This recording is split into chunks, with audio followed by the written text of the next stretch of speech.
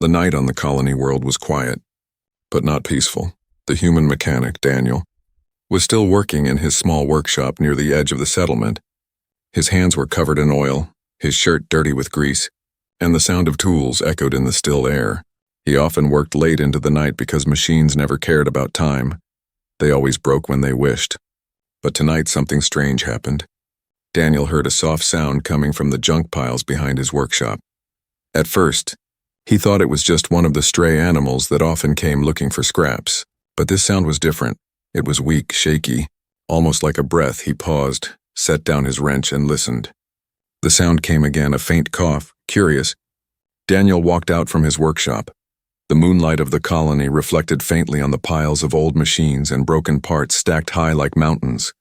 He moved slowly, careful with each step, and then, behind a rusted engine block, he saw a movement. A figure crawled out. Covered in dust and grease, it was a girl, not human. Her skin was pale with a faint shimmer that caught the moonlight. Her clothes were torn, stained with dirt, and her body shook with weakness. Her long hair was tangled, sticking to her face. She looked like she had been hiding there for days. Maybe weeks. Daniel froze. His heart beat faster. Aliens on this colony were rare, and when they appeared, they were usually servants or workers brought by traders. But this girl looked nothing like that. She looked broken, abandoned. She coughed again, trying to push herself up. Her arms trembled, and she nearly collapsed back into the dirt. Daniel rushed forward and caught her before she could hit the ground. Her body was light, too light, like she had not eaten properly for a long time. Dust and grease covered her skin. But when Daniel looked at her face, he saw something different. Her eyes, though tired and scared, were bright. They held a spark, a hidden fire. "You're safe," Daniel whispered, not sure why he said it. The girl flinched at his voice, her wide eyes staring at him as if she expected him to hurt her. For a moment, silence hung between them, only broken by the distant hum of the colony's power lines. Daniel helped her sit against the wall of his workshop. "What happened to you?" he asked softly. The girl opened her mouth, but no words came out, only a faint whisper. Her throat was too dry, too weak. Daniel quickly went inside, grabbed a flask of water, and brought it back. He held it out. She looked at it suspiciously, then slowly reached out with shaking hands. The flask slipped once, but Daniel steadied her grip. She drank quickly, water dripping down her chin. When she finished, she took a deep breath, as if the water had given her a little strength. "Thank you," she whispered. Her voice was soft, broken but clear. Daniel nodded. He wanted to ask 100 questions, but he stayed quiet. She was scared, and pushing her with questions would only make her shut down. Her hands were thin, covered in small cuts and burns, marks of someone who had worked too hard with machines. Dust clung to her clothes, but Daniel noticed something. Beneath all the dirt and grease, there was beauty. Not the kind of beauty shown in posters or stories, but a quiet, fragile beauty, the kind that survives even in the darkest places. She noticed his eyes on her and quickly looked away. Almost ashamed of herself, Daniel looked down too, pretending to focus on the ground. From the distance, faint voices echoed, the sound of guards patrolling the streets, their boots heavy, their tone sharp. The girl tensed immediately, her body stiff like stone. Daniel noticed it. "You're hiding from them," he said quietly. It was not a question, but the girl's silence was enough of an answer. She pulled her knees close, curling into herself. Her eyes darted to the door as if expecting the guards to burst in at any moment. Daniel's chest tightened. He didn't know her story yet, but he didn't need to. He knew enough. She was running, she was scared, and she had no one else. He took a deep breath, then stood up. "Stay here," he said, his voice firm now. He walked to the workshop door, looked outside at the passing patrol lights, and then closed it gently, locking it from inside. When he turned back, the girl was watching him with wide eyes. She didn't trust him yet. But there was something else in her look now, confusion. Why was this human helping her? Daniel didn't have the answer himself. All he knew was that when he saw her, covered in dust and grease, he didn't see a stranger. He saw someone worth protecting. The night grew darker, the colony silent again. But inside the workshop, a new story had just begun. The workshop was quiet, but Daniel could feel the tension in the air. The alien girl sat against the wall, her knees pulled close to her chest. Her eyes kept moving toward the door, every small sound making her flinch. Daniel worked at his bench, pretending to fix a broken part, but his mind was on her. He wanted to ask her questions, but he didn't want to scare her. Finally, he spoke softly. "You don't have to be afraid here." The girl shook her head slowly, her tangled hair falling in front of her face. Her voice was weak, but her words were clear. "You don't understand. If they find me here, they will hurt you too." Daniel leaned back, wiping his hands on a dirty rag. "Who are they?" he asked. She hesitated, then whispered, "Hunters." Her voice trembled on the word. "They look for ones like me, ones who run away." Daniel frowned. "Run away from what?" The girl's hands tightened around her knees. For a moment, she seemed lost in a memory. Her eyes filled with fear, and then she whispered, "The factories." Daniel felt a chill. He had heard stories. The factories on the far side of the colony were not places anyone wanted to see. People said workers there were treated worse than machines, but most never spoke about it. Because the guards punished anyone who asked too many questions. "You worked there?" Daniel asked gently. The girl nodded, her shoulders shook. "We were forced. Every day, the smoke, the fire, the noise. We built things we didn't understand. Machines, weapons, things for war. If we slowed down, they beat us. If we spoke, they silenced us." Her voice broke, and she pressed her forehead against her knees. Daniel clenched his jaw. He had always hated the way the colony was run, but now he was hearing it from someone who had lived it. It made his chest burn with anger. "Why you?" he asked. "Why hunt you so hard?" The girl lifted her head slowly. Her tired eyes met his. "Because I escaped," she said. Her words were almost a confession. "And they don't forgive escape. They send hunters to bring us back, or to make sure no one sees us alive." Daniel stayed quiet for a long time. He could hear the faint sound of boots outside, the patrol passing through the streets again. He realized the danger was real. "She wasn't exaggerating. What's your name?" he asked finally. The girl hesitated, then whispered, "Lyra?" "Lyra," Daniel repeated as if trying to fix the name in his memory. "I'm Daniel." He gave her a small smile. "If you stay here, they won't find you." But Lyra shook her head. "You don't understand. They always find us." Suddenly, a loud knock echoed through the workshop door. Daniel jumped, his tools rattled on the bench. Lyra gasped, her whole body stiffening. "Workshop inspection," a rough voice called from outside. It was one of the guards. Daniel's mind raced. He looked at Lyra. Her eyes begged him for help, without thinking. He pointed to the old supply crate near the corner. "Hide now," he whispered. Lyra crawled quickly, squeezing into the crate just as the knock came again. Daniel grabbed a tool and opened the door slowly. 2 guards stood there, their uniforms sharp, their eyes scanning him like he was already guilty. One of them held a lantern that lit up the inside of the shop. "What do you want?"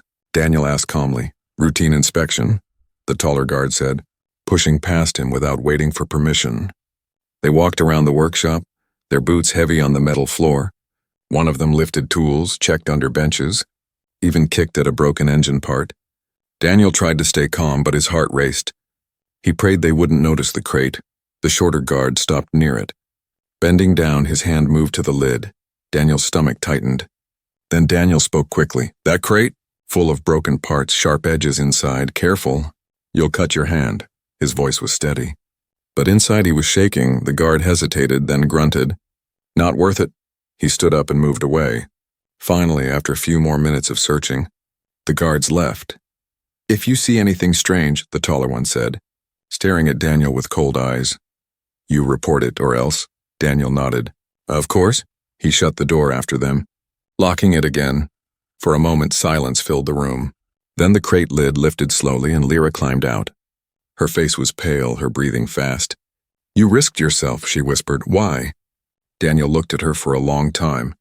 He didn't have an answer that made sense. Finally, he said, "Because no one deserves to be hunted just for wanting to live free." Lyra's eyes filled with tears. She quickly wiped them away with her dirty hands. She wasn't used to kindness. Not from humans, not from anyone outside. The sound of boots faded into the distance, but Daniel knew they would be back. And he also knew one thing: he had made a choice. He would not hand her over. The danger was just beginning, but deep inside, Daniel felt something else too, for the first time in years. He had found a reason to fight.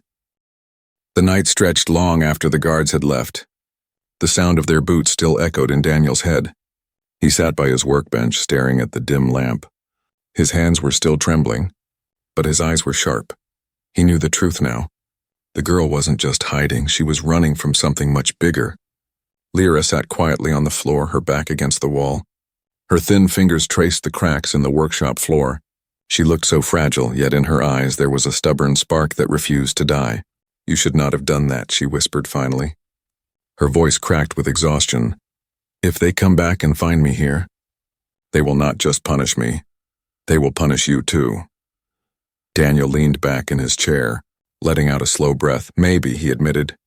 "But I couldn't just let them drag you away." Her eyes lifted to meet his, confusion and fear mixing together. She wasn't used to anyone choosing her over their own safety. Daniel stood and walked over to a shelf filled with old rags and cloth. He pulled one down and returned to her. "Your arms," he said, pointing at the cuts and burns that covered her skin. She hesitated, then extended her arms slowly. He wrapped the cloth carefully, his calloused hands gentle despite the rough fabric. She flinched once but then relaxed for the first time. She allowed someone to help her without resistance. "You fix machines," she whispered, watching him. "Why do you help me?" Daniel smiled faintly. "Machines break because someone doesn't care for them, people. They break too, but you're not broken, Lyra. You just need someone to care." The words struck her deeply. She lowered her head, hiding her face behind tangled hair. A small drop of water fell on her hand. Daniel realized it was a tear. She quickly wiped it away, as if ashamed to show weakness. Suddenly outside, the colony bells rang once, twice, 3 times. It was a signal. Daniel's stomach sank. That sound usually meant an announcement from the central square. He moved to the window, peeking through a crack. Torches burned in the distance. Guards gathered people in the square. A voice shouted through a loudspeaker. "An escaped alien worker is hiding in this district. Anyone providing shelter will face punishment. Turn her in, and you will be rewarded." Daniel clenched his fists. The hunters were making it official now. They wanted the entire colony watching, searching, suspicious behind him. Lyra whispered, "I told you they will find me." "They always find us." Daniel turned, his jaw set. "Not if I hide you better." She blinked, unsure if he was serious, but he was already moving, pulling open a trapdoor near the back of the workshop. Beneath it was a small crawl space he used for storing spare parts, dark and cramped but hidden. "You'll stay here when they come," he said firmly. Lyra shook her head. "No, I cannot let you—" "You don't have a choice," Daniel interrupted. His tone wasn't harsh, but it was final. "You want to survive, don't you?"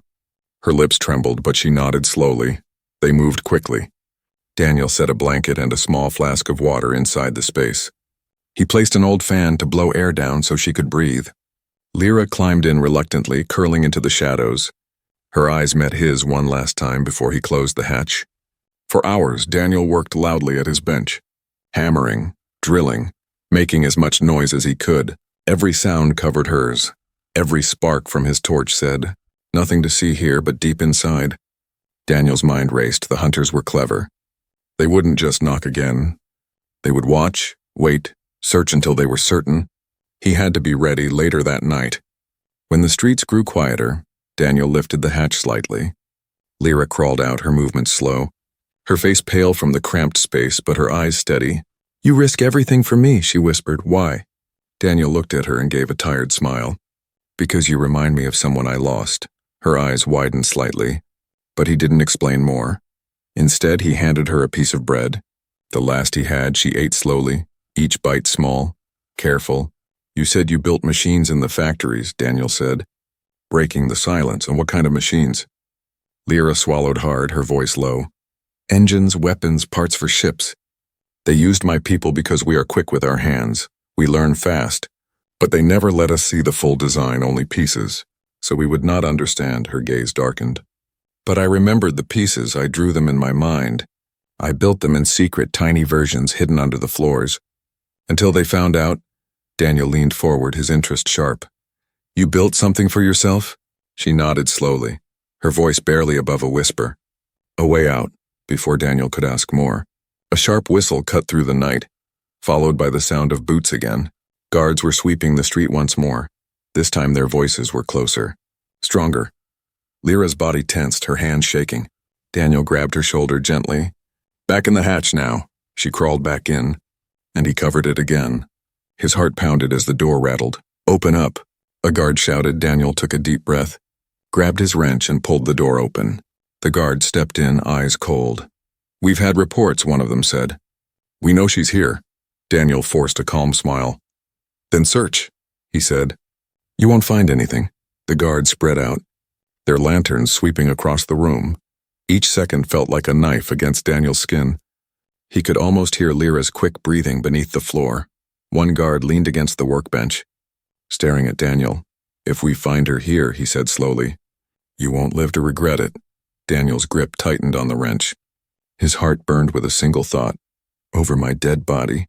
The guards searched every corner of the workshop. Their lanterns threw long shadows across the walls. Every crack of wood, every creak of metal made Daniel's chest tighten. Beneath the floor, Lyra was silent, her body curled small in the hidden crawl space. One of the guards kicked over a crate, the sound echoing through the room. "You sure no one's been here?" he asked, his eyes sharp. Daniel leaned on his wrench, forcing his voice calm. "Only me and the junk. Nothing worth your time." The taller guard narrowed his eyes. He studied Daniel for a long moment, as if weighing whether he was lying. Then he smirked. "You know, there's a reward, right? More credits than you'll see in your lifetime. All you'd have to do is point and say, 'She's here.'" Daniel's jaw tightened. He kept his face blank. "If I saw her, I'd tell you." He lied smoothly. The guard's smirk faded. He stepped closer. So close Daniel could smell the iron on his armor. "If we find out you're hiding her, we won't just take her. We'll burn this place to the ground with you inside." Daniel's grip tightened around the wrench.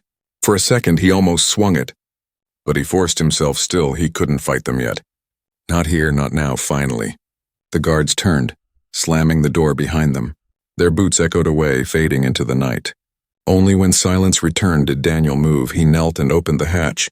Lyra crawled out, her body trembling. Her face was pale with fear. "They will kill you," she whispered, "just for helping me." Daniel looked at her, his eyes steady.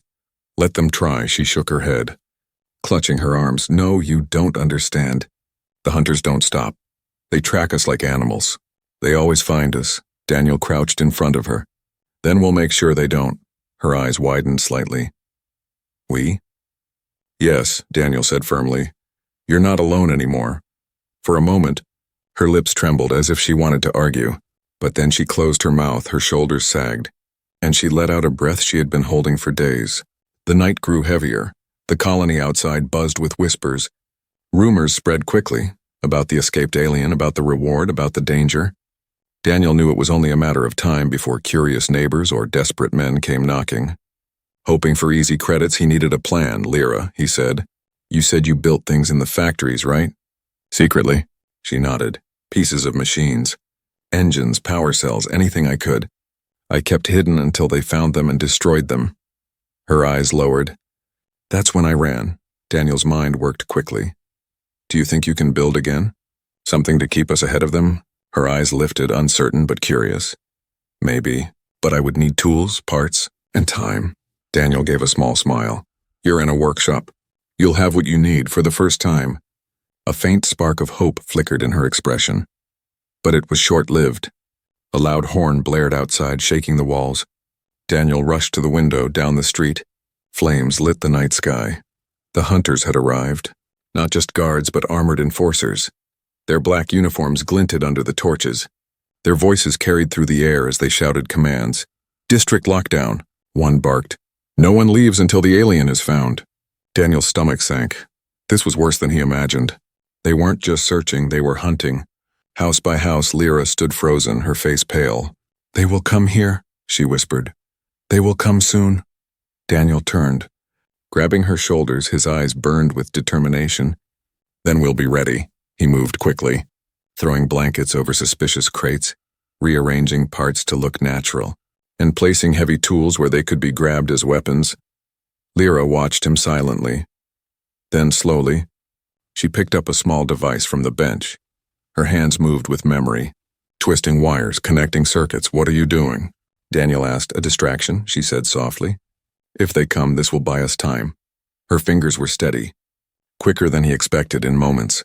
She had crafted a small sphere, pulsing faintly with blue light.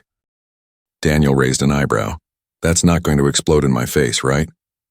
Lyra gave the faintest smile. "Not unless you throw it at someone." The sound of boots grew louder. The hunters were getting closer. Daniel's chest tightened. He knew he couldn't fight them all, but he also knew one thing. He wouldn't give her up. Then heavy fists pounded on the door. The voice outside was cold, commanding, "Open up!" By order of the council. Daniel glanced at Lyra. Her hands clutched the small device, her eyes filled with fear. He gave her a firm nod. The pounding grew louder. Now, Daniel tightened his grip on the wrench. His pulse roared in his ears. "Stay behind me," he whispered to her. The door cracked open and shadows filled the room. The hunters stepped inside, armored, armed, and merciless. Their leader pointed at Daniel. "We know she's here," he said, his voice like steel. "Give her up, or you die with her," Lyra gasped. But Daniel didn't move. His jaw clenched, his eyes steady. He raised the wrench, ready. His voice cut through the silence. "Then I guess I die." The hunters took a step forward, and the room exploded with tension. The fight about to begin. The moment Daniel refused to hand Lyra over, the air changed. The hunters stepped forward, weapons half raised, expecting a scared man to give up. But Daniel didn't move. His wrench stayed tight in his grip, his eyes locked on theirs.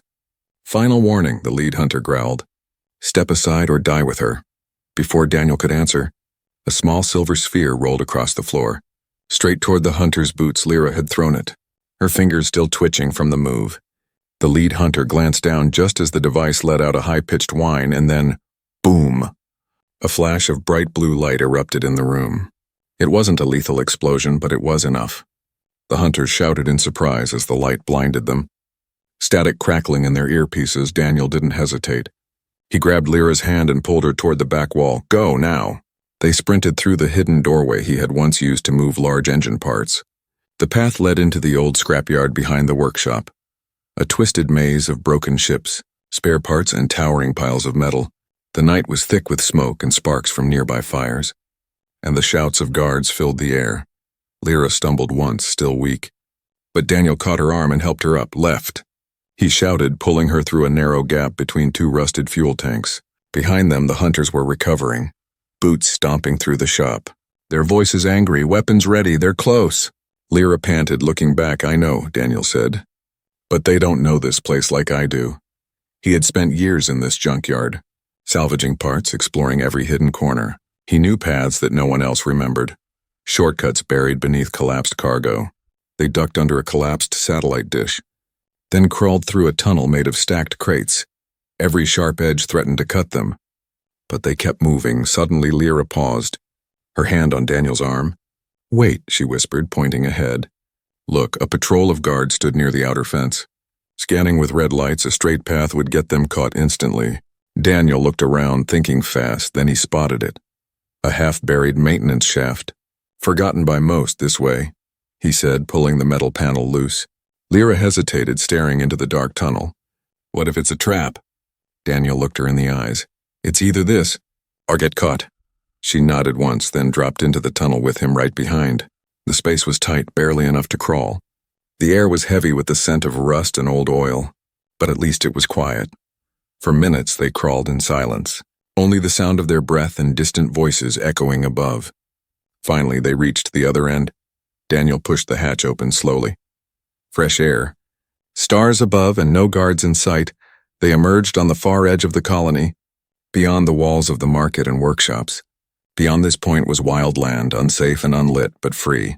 "We made it," Daniel breathed, his arms shaking from the crawl. Lyra stood beside him, looking out at the dark hills. "We're not safe yet," she whispered. "They'll follow us." Daniel nodded. "Let them try." But as they began moving again, a loud mechanical growl echoed behind them. Lyra froze. "I know that sound," she said, voice tight with fear.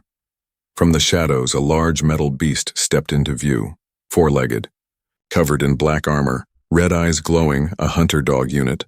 It sniffed the air and locked onto them, then growled again, lowering its head to charge. Daniel stepped in front of Lyra instinctively, raising his wrench. But Lyra placed a hand on his arm. "No," she said. "This one is mine." Before he could stop her, she stepped forward. Her hand reached into her pocket and pulled out a small blinking device. She clicked it once, and the dog paused mid-step. Confused, its eyes flickered, twitching. Daniel watched in shock as Lyra stepped even closer, murmuring something in her alien tongue. The machine hesitated, then sat down slowly, growling low but not attacking. What did you do? Daniel asked, stunned. Lyra didn't look back. I helped build these, I know their signals. I just spoke to it in the only language it understands. The machine tilted its head, then slowly turned and walked away into the darkness. Daniel stared at her. You just told a killing machine to leave us alone. Lyra nodded. It listened. They both stood still for a moment, breathing deeply. You're not just an escaped worker, Daniel finally said. You're something else. Lyra looked at him, her face serious. I built things to survive, but now I want to build something else. A life. Daniel looked ahead toward the wild hills. Then let's start walking. Behind them, the fires of the colony still burned, but ahead was freedom. The forest beyond the colony walls was cold and quiet. Tall trees swayed gently in the night wind, and the stars blinked through gaps in the thick canopy. Daniel had never stepped this far out before. Few people dared to, but now he had no choice. He and Lyra moved carefully through the undergrowth, branches scratching against their clothes. Every sound felt louder in the dark, every shadow like a trap.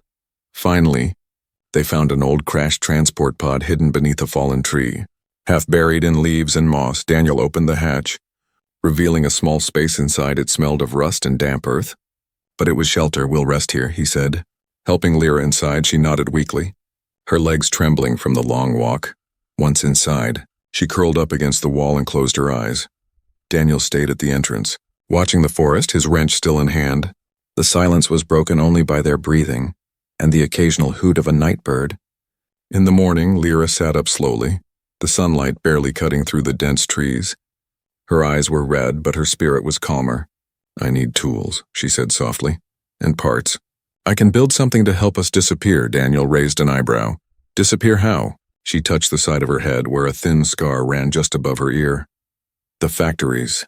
They put trackers in all of us, small ones hard to find. But I learned how to block the signal, just once for a few minutes before they caught me. Daniel frowned. So you want to build a blocker? She nodded. A signal scrambler strong enough to make them think we're gone. Daniel stood and opened his backpack. He pulled out wires, battery packs, tools, and bits of metal he had grabbed from the workshop before escaping. This enough? He asked. Lyra's eyes lit up. It's a start. For hours, she worked silently, her hands moving with focus. Her fingers danced across wires and circuits. Daniel watched in awe. She wasn't just smart, she was brilliant. As she worked, Daniel stepped outside the pod, searching the forest for food or danger. He returned with a handful of wild fruits and a small metal panel he found buried near a wrecked drone. But something felt off. As he walked back, he noticed tracks, boot prints, fresh and too large to be his or Lyra's. He froze, lowering himself to the ground. His heart pounded. He followed the prints with his eyes. They led toward the pod. Someone had found them. He rushed back and ducked inside. Lyra, he whispered. Pack everything now. We're not alone. She looked up, her hand still holding a half-built device. What?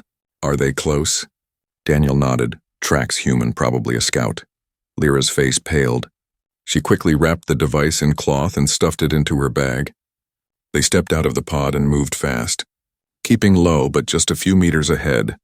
A voice called out, "Stop!" Daniel spun, raising his wrench instinctively. A man stood near a tree holding a plasma pistol.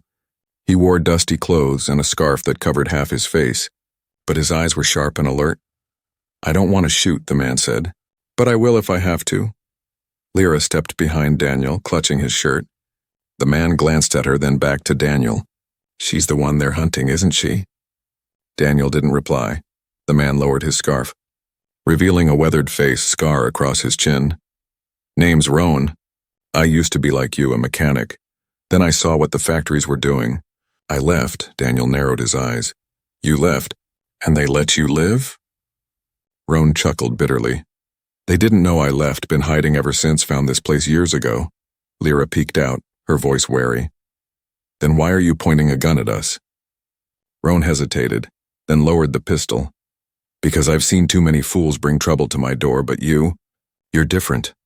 I saw the flare from your scrambler. It lit up the whole forest like a signal beacon." Daniel looked at Lyra, who cursed under her breath. It must have pulsed too strong. They'll track it. Roan sighed. You'll need better shielding, I can help. But I want something in return. Daniel stepped forward, tense. Like what?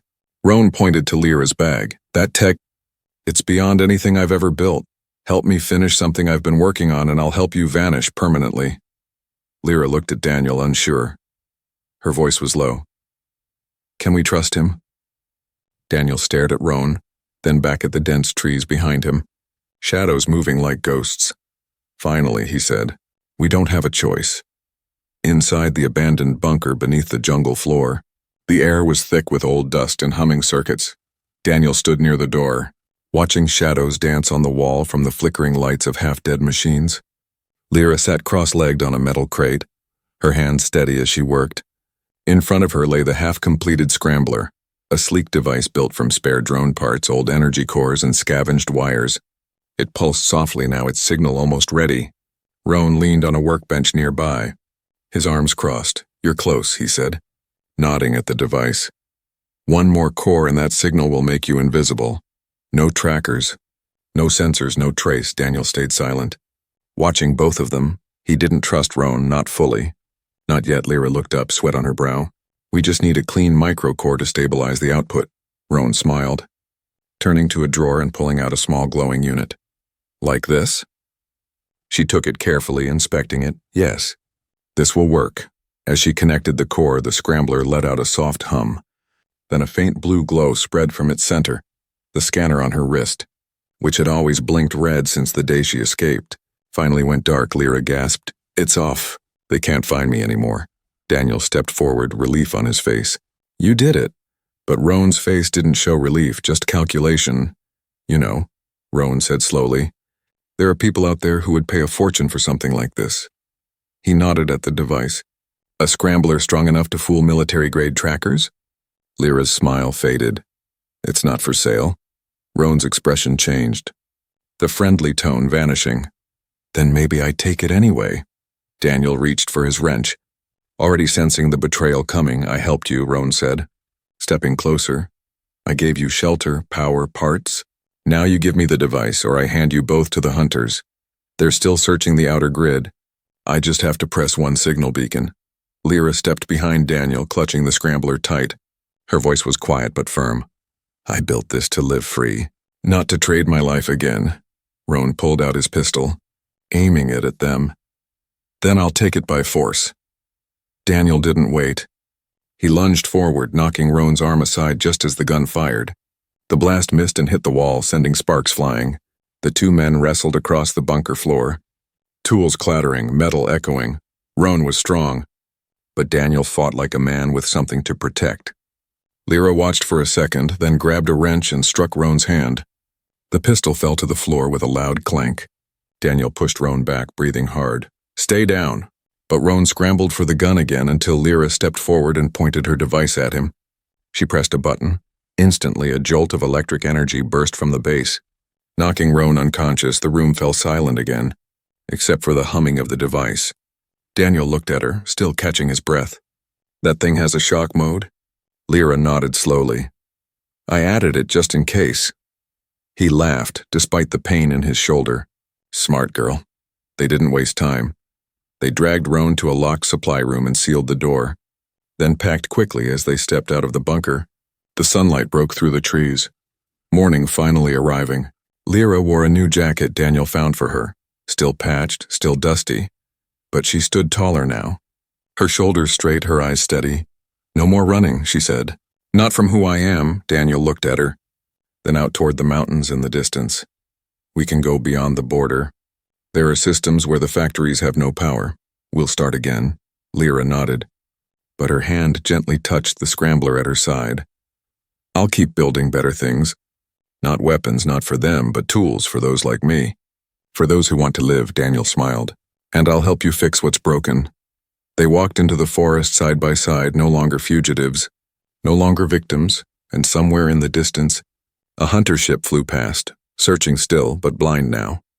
Their prize had vanished from every scanner, from every beacon, because one girl, covered once in dust and grease, had found the courage to rewrite her story, and the human who saw her beauty had helped her believe it.